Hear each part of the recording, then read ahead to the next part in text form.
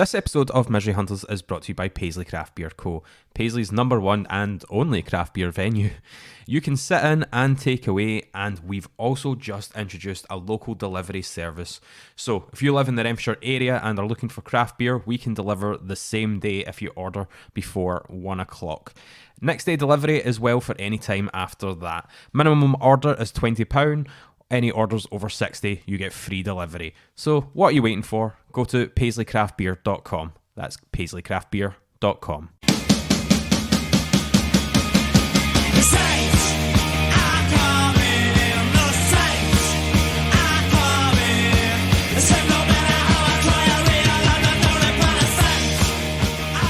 Hello, you miserable bastards, and welcome to the Misery Hunters podcast. My name is Jamie Coburn, and joining me is Mark Jardine.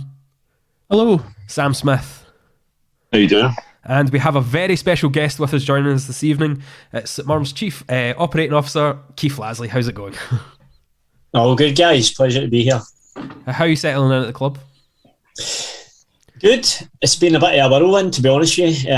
Obviously left Motherwell kind of last game of the season, really, and then walked in on the Monday morning into St Mirren. So it's been non-stop. It's been busy, but it's been great. I've really enjoyed it so far, and really kind of a bit of a crash course in all things St Mirren over the last 4 or 5 weeks. So it's, as I said to you, it has been manic at times, but in a good way. It's really been, with the players being away, and it's really given me time to look at every aspect of the club, not just the football, if you like. So no, it's been really good.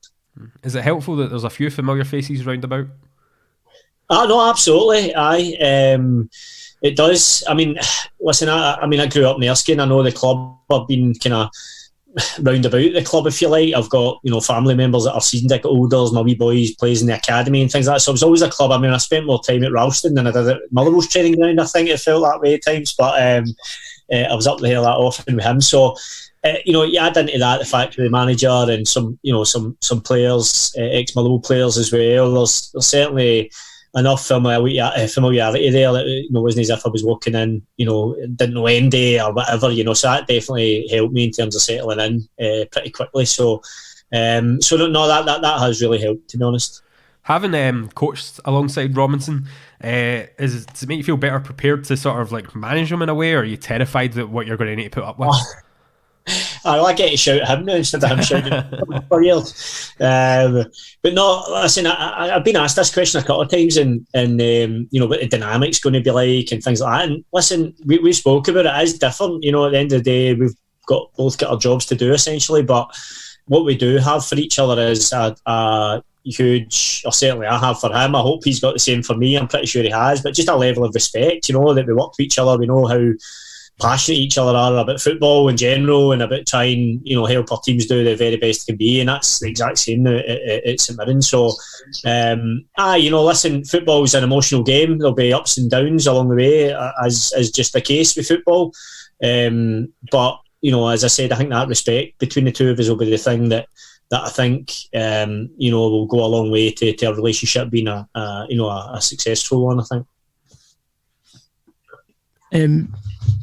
I know that you obviously come from Motherwell, who were one of the first down the fan ownership route, followed by yourselves, and now you see Morton, Hearts, Thistle all looking to do that as well. There's a split opinion on that. Neil Doncaster's been pretty vocal about thinking the kind of traditional silent chairman with a bit of money is the way to kind of grow the game, and there's now a growing group of clubs going the other way. Do you share that as a concern for the future about there not being this big bank of money whenever you need it, or is it an exciting thing to really get to grips with it? No.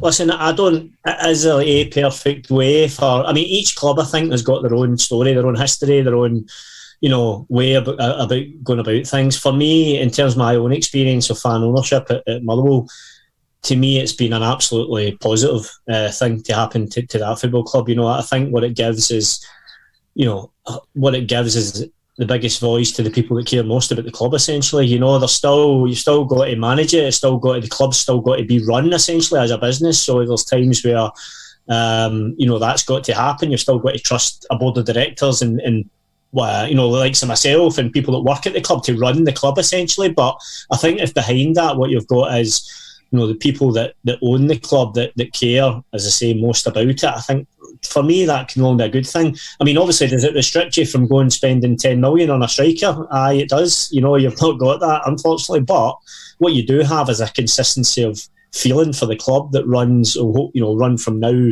for the next, you know, 50, 100 years. Whereas, you know, the danger you get with owners that come in and they maybe spend a little bit of money and you know, get bored and then away they go, and you know, it's what's left of the club when that happens sometimes. Listen, that's not to say all owners are bad, of course they're not. You know, there's some owners, very, you know, even in the Scottish Premier League, I think of Roy McGregor at Ross County, and you know, well, he's the one that immediately comes to mind, but I'm sure there's others that, you know, been really consistent backers of their football club for a long time. So there's no perfect model, but as I say, my experience of fan ownership has been a really positive one so far, and you know, I hope to play my part in that also and try to promote that and grow that at St Mirren also.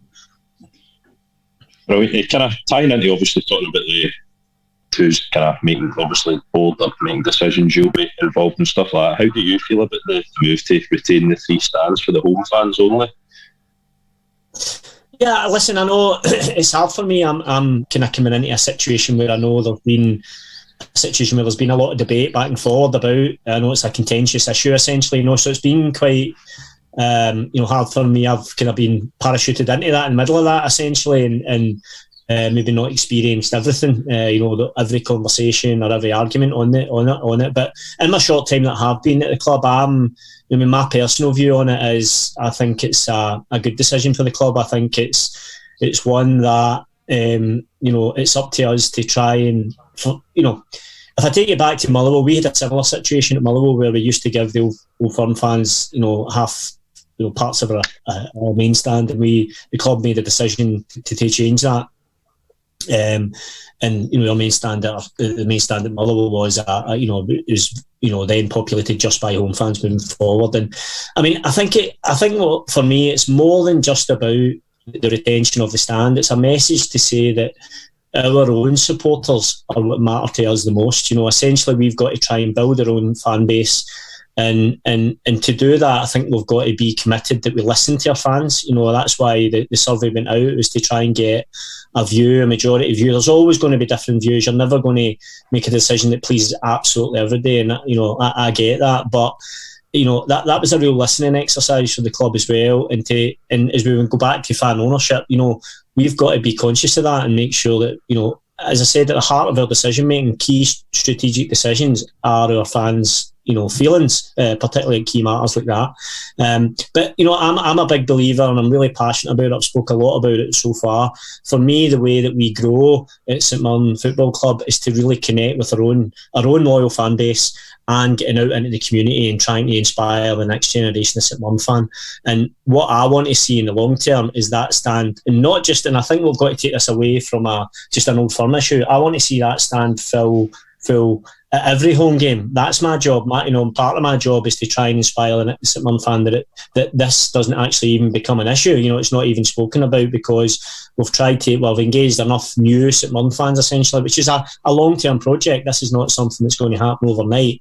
But for us to grow essentially and retain our fans and then grow that fan base, I think, you know, for me, it's a positive decision and one we can hopefully use to our advantage in terms of, as I say, trying to engage that next generation of fan, which to me, looking at it as a family stand, our next generation is going to be, you know, us out hopefully connecting with schools, connecting with you know, youth community groups, local grassroots football teams, our women's team, our women's academy, our own academy, and really trying to fill that family stand with, you know, young people and families that want to be there to support St Mirren.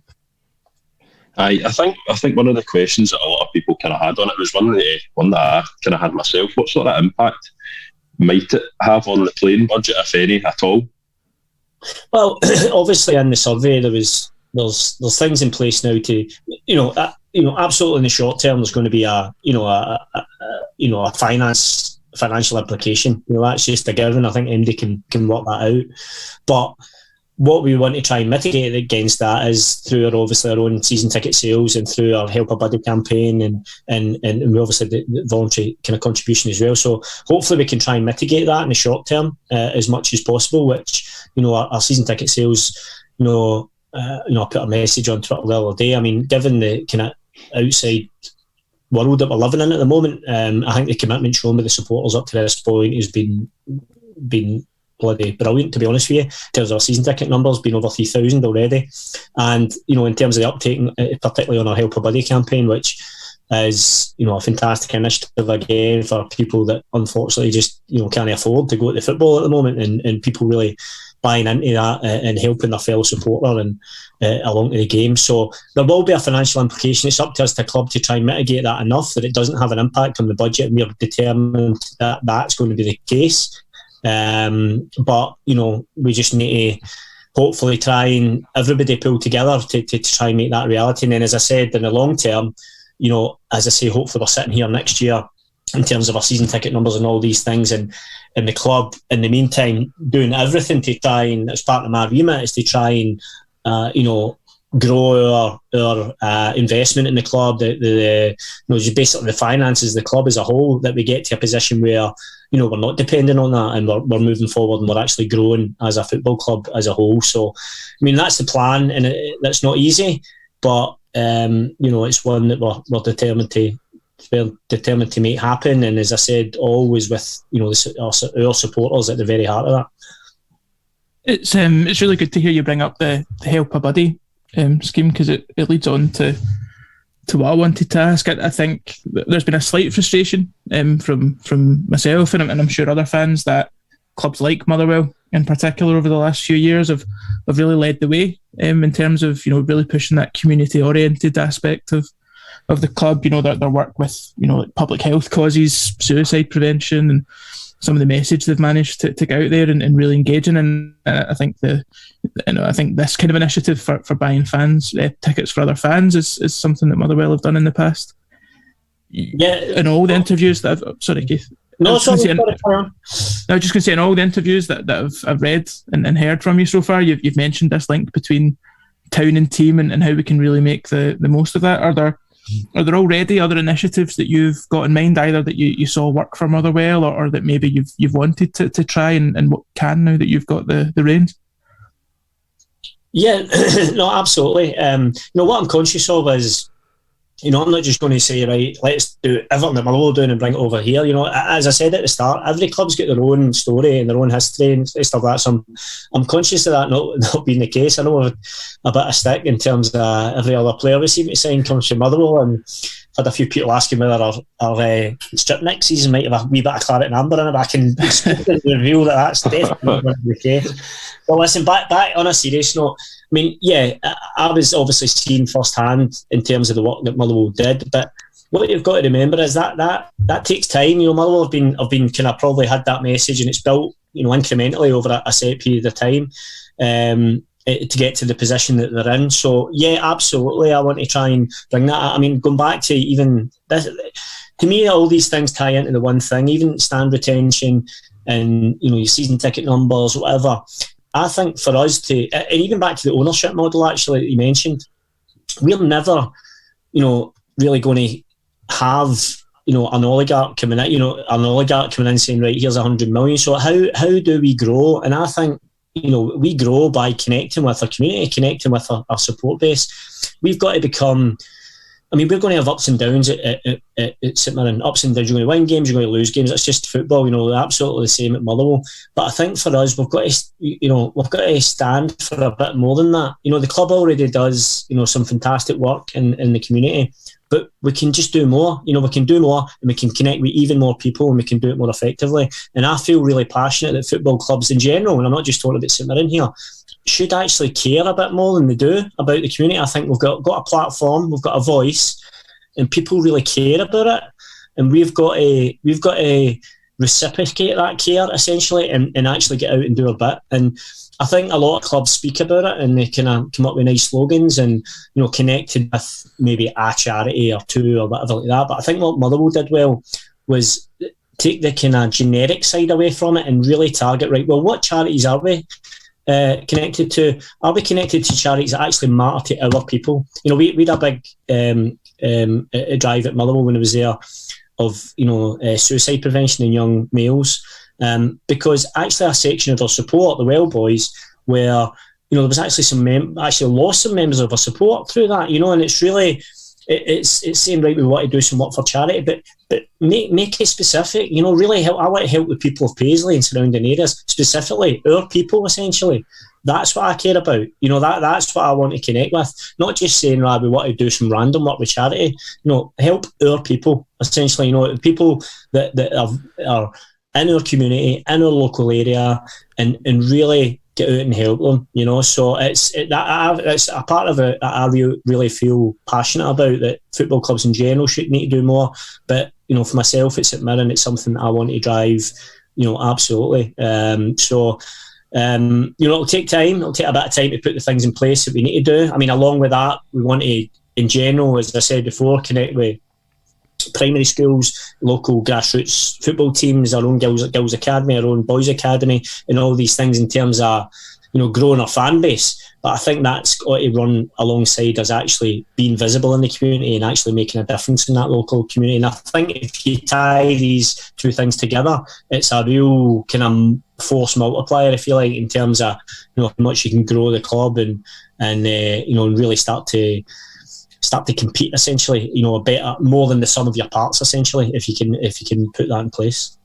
I think there's already a lot of stuff there to be proud of with the Charitable Foundation and the stuff that they've done over recent years. It was really visible to see Jim Goodwin out with people from the Charitable Foundation during lockdown and helping people who maybe couldn't get out over the door to get what they need. Stephen Robinson was out delivering McDonald's breakfasts to the guys down the camp out at the stadium for shelter. So there's absolutely stuff there to build on of that kind, and I think it sounds like that's the direction that the club's been taking in. Yeah, no, absolutely. I spoke to Gail at the foundation. There's some fantastic work getting done, fantastic, and I'm determined to do all I can to help the foundation and grow. We've got the street stuff program as well, which we've got at the club that's out every night of the week in Paisley and Renfrewshire as a whole, connecting with young people on a nightly basis. And ourselves getting our players out there. Our players have got to be out in the community on a weekly basis, as I said, be that schools and local groups, and actually be out there not as a tick box exercise, but actually out, as I said, helping. And that's what's going to be happening moving forward. And hopefully you'll start to see signs of that. As we start the season, we've got a few ideas in place in terms of the Help a Buddy, tying in with the Help a Buddy scheme in terms of how we distribute those tickets, how we distribute more tickets for school children, things like that, as I've said. So all these plans are starting to be formulated, and hopefully you'll start to see signs of that from the start of the season onwards. Perfect. I think one of the questions that it's one of the topics that stirs quite a lot of debate with our supporters, you probably might or might not have noticed, is the kind of ongoing relationship with particularly the commercial side with the Kibble. Obviously, there's a lot of people who have made their minds up on the matter. They've kind of decided that the Kibble thing is bad, listed their reasons. There's kind of a lot of them. There will be people who probably they're never really going to be open to changing their mind on it. But is this a kind of area that you're looking at to kind of try and showcase the benefits of what we get from the partnership? Yeah, no, absolutely. And again, a situation that I was kind of, coming from the area, you're kind of aware of it, but you don't know, full detail, if you like. But I mean, I've got to tell you from my own experience, from a club point of view, the partnership and the level of support that Kibble provide, and all through the football club, I think is an absolute positive for the club. And again, I can only give you my findings or my opinion, essentially, since I've came to the club. I think that the work in general that Kibble do in terms of in the community, I think is fantastic. And I think the fact that the Kibble are involved in St Mirren, and in terms of developing, young people through St Mirren, should complement everything that I've just said in my previous answer in terms of what we want to do in the local community. So, I can't really talk too much in terms of what's happened in the past, and because I don't really know, to be perfectly honest with you, I don't know every argument that's happened, or every maybe disagreement or bone of contention. I don't really know, to be honest, that, and I wouldn't want to comment. All I can tell you is from the moment I walked in the door, I've seen Kibble firsthand on a daily basis, how much resource they put into the club. And by resource, I don't just mean money, I mean people and help, around about the stadium, at the training ground, use of the facilities in terms of using St Mirren facilities in terms of, for functions and things like that, all of which brings money into the club and things like that. So, in terms of bringing money to the club and actually bringing resource to the club in terms of people and manpower and bits of, help from the business, from the top of the business down. I see it as a really positive partnership that can actually grow and, as I said, actually complement the community built vision that certainly I see for the football club moving forward. This kind of goes into this as well. Like, our fans being critical of something like the Kibble, we do have a certain reputation. We're very reactionary, especially when it comes to criticism on social media. A lot of our fans, hence why this podcast ended up being called Misery Hunters. Can this impact the players? Do you advise the players not to kind of look at social media or anything? Just because we had a bit of experience last year where a player's relative actually reached out to us to let us know about an article that might be appearing in the Sun in the next few days, and told us that it wasn't true, and it's just so people don't take it against that player. And it did come out, and there were people slightly annoyed, but luckily we shallowed the waters a wee bit on social media before it actually happened. Do you advise players to kind of stay away from this criticism, or? I mean, again, I don't know the instance that you're talking about, but no, I mean, I'm not. It's not, since I've come into the club, it's not an issue that I feel has any impact on the players, to be honest, at the moment. This is, again, just for me. I mean, I've only been in for a month, 5 weeks, so and again, I know the game, it's the summer, so the games aren't there, and it's maybe the players not being as visible and not being as around the club. But I mean, Twitter in general and Instagram and all the TikTok, all the socials, I think the players, some players like it, some players don't. I mean, when I played, I enjoyed Twitter. I enjoyed it for a bit of a laugh. I enjoyed it for news, and yeah, you got a bit of stick, and you got a praise, you got a stick, you got whatever from all quarters. But I just the stick was water off a duck's back to me. I didn't really care, and I just liked it as a laugh. And as I said, it was a good place to find out what was going on in the world. So each player will have their own view on social media. As a club, we don't have a set policy in terms of, right, you don't go on social media or do go on it or whatever. There's nothing like that in place. All we would ask, and if players are ever looking for advice, would to be, as responsible as they can be on it, and only say something on there that you'll be willing to say in public, sort of mindset, essentially. Because at the end of the day, it is a public forum, and it's as you just mentioned, papers and things like that are always in the prowl, more so anywhere else than social media, to try and pick up a story. So I think the vast majority of players are well aware of that. They're well aware of the power of social media and how much influence it can have. But it can also be a positive influence for players as well. So as long as it's managed correctly, I don't have a problem with players being on social media, to be honest, as long as they're aware of the potential pitfalls. I'll drag it back to commercial stuff, if you don't mind. Motherwell, again, although I'm trying not to mention them in literally every question that I ask. Aberdeen, Dundee United have all had a lot of success in recent seasons from players that have come through their academy and have then generated real revenue early. And I think there's an obvious frustration in Paisley sometimes that we've got guys like John McGinn, Kenny McLean, Lewis Morgan, even to an extent, who are getting international recognition and making headlines, and the fees that we've got for those players aren't on the same kind of scale that you would see for a Calvin Ramsey or David Turnbull and so on. And in the face of chatter about players, that the club seems to be a bit more active in trying to secure guys like Dylan Reid and Kieran Offord. There's talk about Murray Campbell now as well, and getting them on longer contracts and trying to to kind of ride along that hype with them and build them up and see what happens. Is that something in particular that you're really keen to promote here? Find that balance between getting more young guys into the first team, but also give them the first team opportunities that develops them as players, but also grows that attention, and hopefully, if they're tied down to the club for long enough, could be a real financial benefit as well. Yeah, 100%.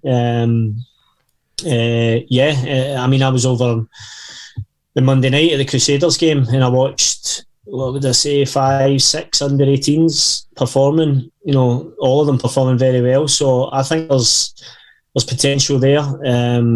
That people there, but as always, as we at Motherwell had, the pathway's got to be there. The realistic pathway for these boys to be involved through to the first team has got to be there, because at the end of the day, again, we're competing with teams at academy level that have got far bigger budgets, far more facilities, etc., etc. So what can we offer them, and what we can offer them is pathway and opportunity to the first team. So again, we've got a manager at the moment that's I've seen firsthand that buys into that. As you mentioned, a couple of names that came through at Motherwell. You need a little bit of luck along the way. You need, these things are quite cyclical at times in terms of players coming through, sometimes in batches, sometimes it'll be one, sometimes it'll be 2 and 3. But as I say, the 4 or 5 lads that are over in Ireland and now with the team, I see as all of them having potential to play in the first team. So, they'll all have a different story. They'll all have a different journey to get there. Sometimes it'll be a loan deal. Sometimes it'll be straight in the first team. But what I can tell you from a club point of view, from a board level all the way down through the manager, through the academy, there is an absolute 100% commitment that we bring through our own young players through our academy into the first team. So, I mean, that is the plan. There's no doubt about that. And that will be the plan, going forward, certainly as long as I'm at the football club, where, our young players should always make up part of our first team squad on a Saturday.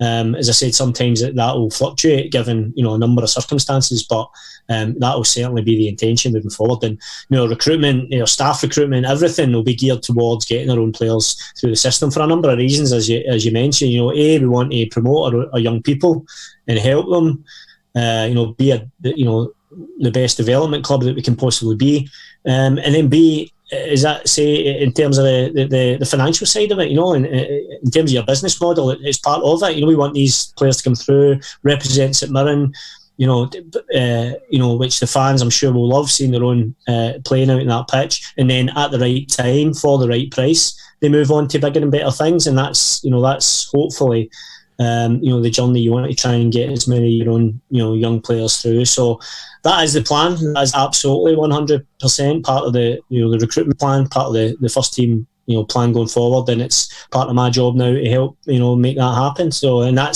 is underway already. One thing that's been quite noticeable this season or pre-season is within the club communications, we're seeing a lot more about the women's team. It's like quite noticeable. Is this like another area you're quite keen to develop with? Yeah, absolutely. I've met Kate a couple of occasions now, the women's team manager, and was pretty blown away actually in terms of the girls' academy, in terms of participation and what they've got going there down at Limerick. So, it's my intention again to have a closer relationship moving forward, because it's I just think it's the way it should be. Essentially, I think girls' participation in the academy is growing all the time. Women's football is growing all the time, and I think we should be closer than we currently are at the moment. So I've made a conscious effort of trying to connect with Kate as much as I can since I've been in, and we've committed to both committed to making those ties a lot closer moving forward. So. again, that's that's part of the plan. I think wee touches make such a difference there. The fact that the academy, the women's team, and the senior team are all wearing the same kit this year, same sponsor. It just creates the right kind of atmosphere, I think. Yeah, I know, and a big thank you has to go to Digby Brown for that, because he was one of the reasons they wanted to get involved as well, was the fact that it would be, all the teams would be representing them as well. So it's been great. I mean, you mentioned at the kit launch we had everybody represented in that.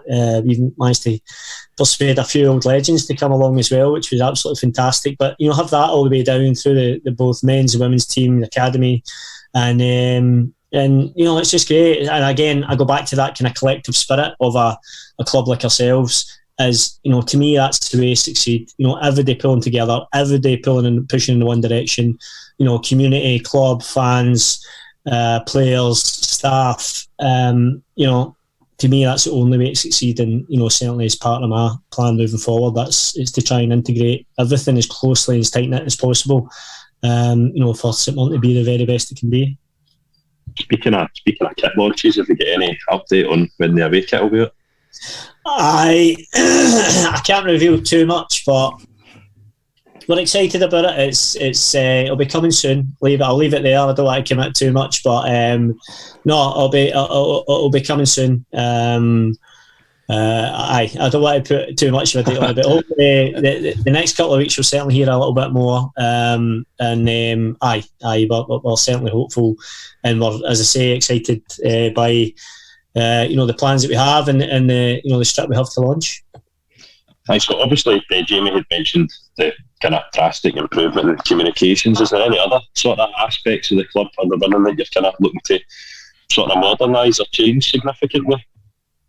No, do you know what? Just everything is probably the answer, and that sounds as if what I've got to say is I've been there's some. I mean, we're talking about community engagement and all that. Please don't think that I'm coming in here and saying none of this stuff's already happening. All I'm saying is there's some great stuff going on, and I want to make that clear in all aspects. So I'm not saying I'm coming in here and reinvent the wheel. All I want to try and do is just help and push things on even further. So, but everything is the answer to the question. We are looking at. I know that sounds a very simplistic answer, but literally since I've been in for the last 4 or 5 weeks. I think I pretty much have looked at everything, but that's it. At the end of the day, that's my job. My job is to come in and I just want to try and, I'm ambitious myself. I just want St Mirren to just really push at everything we do. Absolutely everything we do. So we make sure we're doing everything we can to be the best we can be. That's it. So off the top of my head, I could probably sit and rhyme off a million things, but the key things for me are really, the things that we've spoke about already probably are that community integration, the closeness of the teams, men's, women's, the academies, things like that. The commercial side of it as well, pushing the club, the comms, how we market ourselves, our content that we're putting out online, website, everything. Honestly, I could go on, and even in a short period of time. I've been pleased. We've got a tight team at St Mirren, but a really dedicated team, and it's been great for me to come in and really see the kind of effort and the togetherness that there is in the building, and it's been great for me to come in and see that, and I just want to try and help that and push that forward. And I think in a short period of time, everybody's made a great effort to do that, and we just want to keep going, and we will keep going, and hopefully you guys will see signs of that. As we go out throughout the season, that we are really trying to push every aspect of the club. I think obviously we had mentioned it earlier. Obviously, you had worked under Robinson as one of his assistants. I think you were one of the assistants for Graham Alexander as well. So, is this you kind of taking a wee step away from coaching, or will there kind of be the opportunity for you to support Stephen and the team when there's needed? No, I mean, to be honest, it's a step away. There's no plans really to be on the training pitch or out on the the pitch. I'm sure if Stephen had his way, he might call me down, and I don't know. Maybe he will give me a shout down for the stand on a Saturday or something. I'm not sure, but certainly no plans for that at the moment. Not to play, I hope, right enough, not for that. But no, it's as I mean, in football, what I've learned is you kind of. I don't know if you ever say never to anything. You don't really know. It's you don't know what's happening next week in football. Never mind try to plan too far ahead. But certainly for the moment, this is a kind of role I've been planning for a long time now. I always had that intention to move into this type of role. And with this opportunity come up for me, it was just it was fantastic. I was absolutely delighted to take it. And so the plan is to stay in this type of role, to be honest. But as I said to you before, you can just never say never in football. I mean, Jamie Langfield found himself on the bench a couple of times, surprisingly, last season. So you never know. I might still have. Well, I don't know. See how the 5-a-sides goes later on. I'll see what the fitness level is going to put himself forward. But it's certainly not on the plan at the moment. Does part of your master plan for the club include inviting guys that do a wee independent fans podcast in to do cup commentary, start releasing content on the website, mandatory player interviews, all that kind of stuff? I like it. It's a good pitch. I like it. I'll have a think. But no, listen. In all seriousness, no, I'm open to ideas of anything really. Whether I say yes to the ideas may be different, but no, listen. I'm looking at absolutely every way that the club communicates with supporters, and because it's absolutely vital. So that's why I was delighted to come on now and talk to you guys, because I think it is important. It's so important that we speak directly to our fans, essentially, and that can be through the podcast, it can be through the website, it can be through socials, whatever it is. But we've got to make sure we are communicating consistently with the fans. And as I said, it's something that I'll certainly be pushing from my end. I mean, if you like that pitch, you're probably going to like this one. Believe it or not, a year ago, Mark found an old podcast, and a year ago, when we said that we wanted, as a podcast, to make a deal with the club and to help design the kits, I got the home kit spot on. Black and white, Paisley pattern, right. Paisley pattern on it, red numbers. What about a wee kind of like a team up? Right, you're pushing it now. You're pushing it. Even a third kit maybe or something. I don't know. Well, you don't know. Listen, I'll write it down. I should have brought my notepad here. I didn't realise this was like Dragon's Den. I was going to get a few pictures. Jamie's going to be in your DMs twice a week now. Yeah, it's just get an answer to that yet. No, leave that with me. Thanks. Is that diplomatic answer? But thanks for coming on. And is there any final words that you would want to leave for the fans? No, all I would like to say it's probably a thank you for the welcome I've had. I've got to say I've had some great messages online and stuff like that. I mean, I know, probably most of the supporters used to shout at me when I was running about, at Love Street previously and then St Mirren Park. But listen, some of the messages of support I've had since I've been at the club have been brilliant.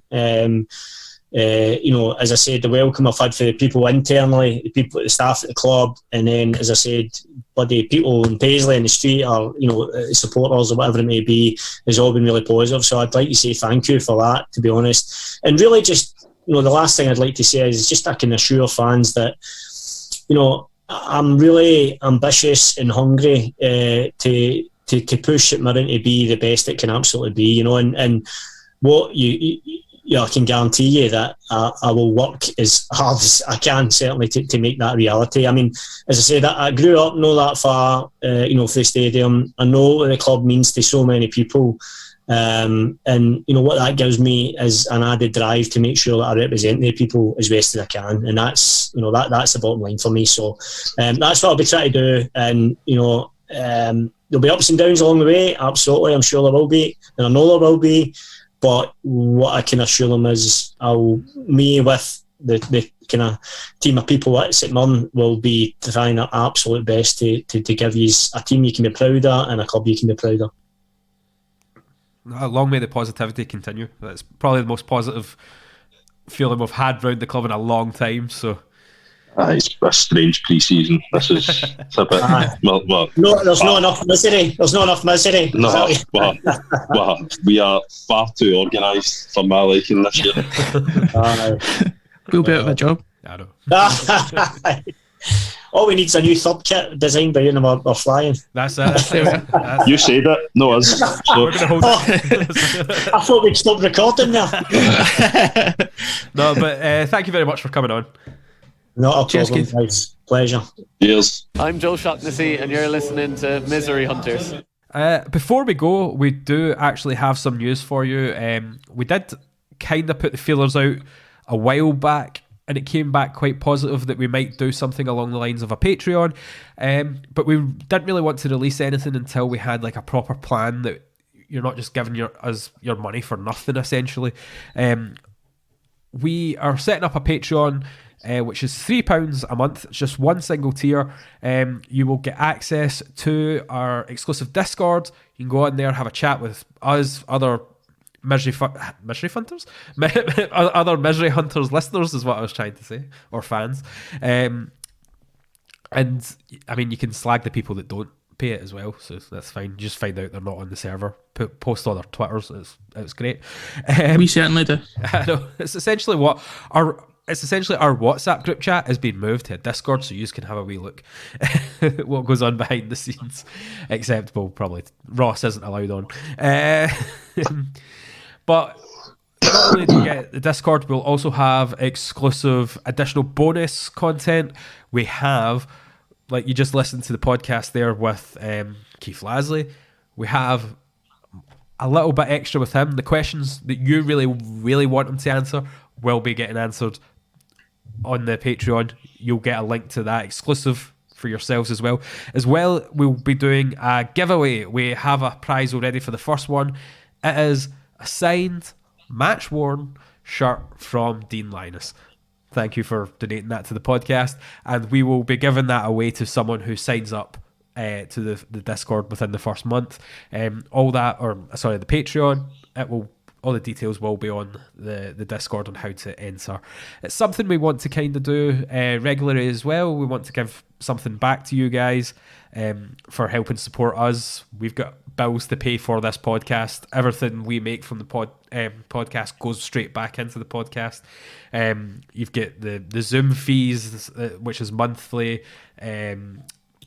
The hosting is like over £100 a year. Just wee administration things here and there, it does pile up. We don't make too much from the t-shirts. They are set at that price. We make about £3 off of every t-shirt sale, and that's if you buy a white one. If you buy a coloured one, it's a bit less. But the thing with the t-shirts, it's something we wanted to do, not really to make money, just to have a bit more out there available to fans that they can wear that isn't just off like the club, which sometimes they kind of maybe let themselves down with, but they're getting better. They are getting better. So we have set up this. We really hope that you enjoy some of the stuff. We're open to suggestions as well, what we can include on the Patreon. And we want to continue giveaways, and that also relies on how many people kind of sign up for it as well. I think the podcast on a as close to a weekly basis as we can do it isn't going to change. This just allows us to keep doing that without having to deep dig into our pockets and do that ourselves. Think of it as buying a t-shirt without having to spend the extra £20. That's true. It's cheaper. And then getting a t-shirt. So you don't get a t-shirt, but you also don't have to spend an extra £20, and we still get a delicious £3 to spend in Jamie's shop. Rumours about also, funding our drinking habit is untrue. Aye, this is all going towards the Misery Hunters Christmas night out. But no, seriously, if you want to pay to listen to more of us, then be my guest. I personally think it would be a very shrewd investment. I mean, we know we've got a lot of dedicated fans, but we know there's people that want to prove themselves at how dedicated they actually are. Are you better than all these other listeners? Well, there's one way of signing up, and that is patreon.com/Misery Hunters. The link will be in the bio of whatever you're listening to, if it's on YouTube or whatever. It's just something we've been wanting to do for a while, but we wanted to make sure we had something decent to give you back for your loyalty and your money, and just to make sure you're not feeling like you're shortchanged.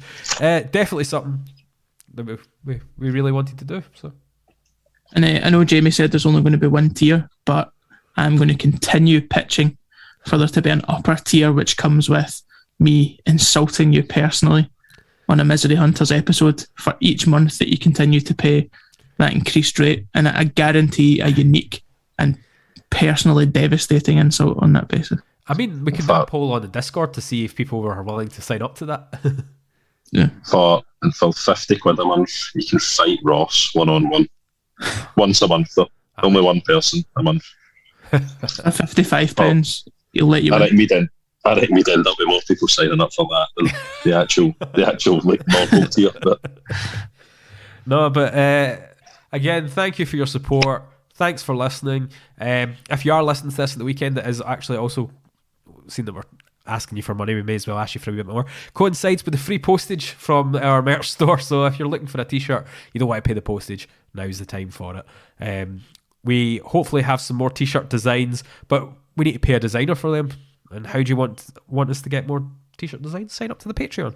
But thanks again for listening. Thanks to Keith Lasley for coming on. And I guess thanks to Mark and Sam for also coming on. And Anytime. pleasure as always.